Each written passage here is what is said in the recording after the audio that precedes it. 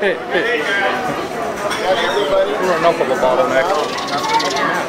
Oh, sorry. There you go. In the back. I'm almost running out. So. Oh, well, here. You gave me one on Thursday, so. Oh, you have one on Thursday? That's right. Well, I was going to say first come, first serve. Yeah. All those RSVPers, you know, they all showed up.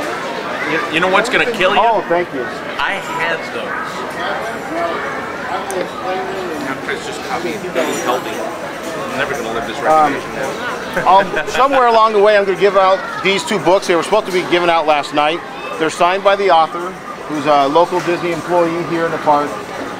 He's made 3 previous ones, and they're all in the archives.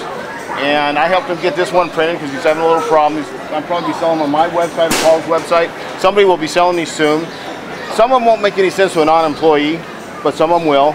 Looks official. It's the unofficial guide to the 50th anniversary. Cartoons are hilarious. Cartoons are really funny, really nice hand-drawn cartoons. So somewhere, and they might even start here depending on what kind of smart-ass answers I get about this number.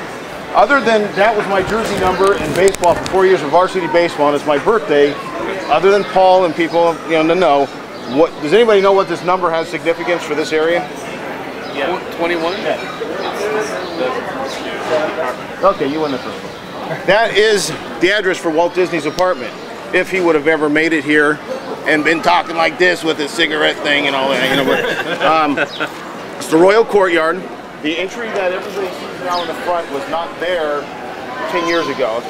10, 12 years ago, 15, I've lost track. I'm old. So right now, for whatever reason, I think they're getting ready for the shop, but back in there's also a kind of a concrete plaque on the wall up the stairs. It's 21 Royal. So that's the significance of 21 Royal. This is Royal Street, and that's kind of why we started here, because of the Walt Disney apartment. So we'll go that way. Well, no, we'll stop soon. History on this area. Depending on the research you find, from 61 to 63 was the groundbreaking date for this area. After about 2 years, or after they dug the hole, got some foundation work, it totally stopped.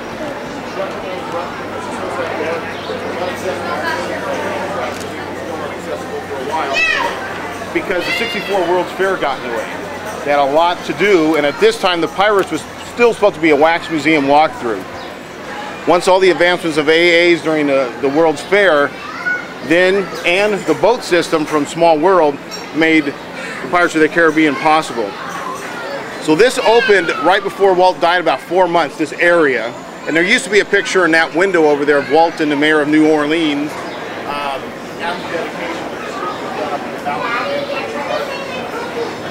So a few months after his death in 67, the Pirates opened. The Club 33, which we'll get to in a minute, was not open yet, and there's 3 rumors on Club 33's name. Does anybody know what the 3 prominent rumors are for Club 33? Liquor license. Liquor license is probably the one more substantial in my book. Nobody wanted 1313 Harbor for a liquor license. And if anybody noticed, 1313 Harbor does not work with any of the numbers out on that street. It's just, they think Walt picked it because he was the only guy out here and he liked, you know, the number. I don't know. It's also, the 13th letter is M, so that would be MM for Mickey Mouse. That's another good one. Very possible. Now, the other one for Club 33, one I kind of like, is he was a 33-degree Mason. Everybody, you've heard those rumors. Yeah. There's actually a piece on the floor. It's an old design. It's 6 pieces of a pie really cut in half, 3 and 3. And then some people look at the 2 letters, you turn it sideways, Mickey Mouse. MM, I don't really buy that one. The last one is that there were 33 original investors, but there were 47 investors. And 33 of them supposedly voted, yes, let's finish it. I like the Mason one because it's kind of that conspiracy thing, but liquor license in my book is probably the real one. So that's my guess.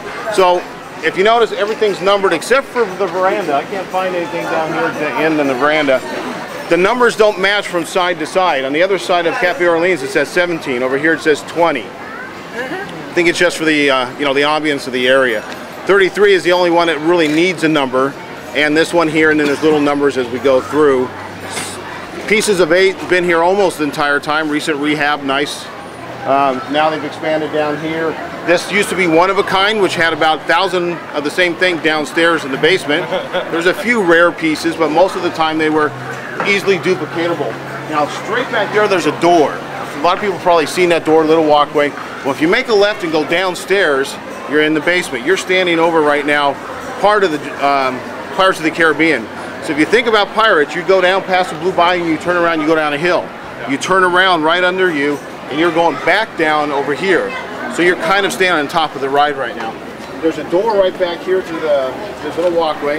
Behind it's an elevator. It serves a new purpose for the gallery. Is it's accessible for handicap only through there by that elevator. Then they take you back in through the original entry, which sometimes is open. It also goes down to what we called the deck when I was here, which is also the pit early on, which not because it's in a pit, because it had a racing motif, the pit. It also goes up. Right up there is a serving area for the kitchen for Club 33. It also would have served that room up there, which would have been a dining room or a lounge, so Walt could have served guests in his apartment. You can't see the door now. In fact, yesterday it was still closed. They're doing a rehab in there, so you can't see the door that kind of has a display in front of it. But if you ever have a chance to go up there, there's a door, and that would have led through here and down through Club 33. Over there's a door right between the glass. That goes down into the pit also, or the dam. Sometimes it evacs. You'll see people coming out and after these things. Occasionally paramedic runs in and out of those. There's a bigger place, a bigger freight elevator back around the corner, which I'll show you, or point you down. That was just like the chef's coming out now. So we would go in and peek at the way Walt would have gone up. So you have to do that on your own once they open up the gates.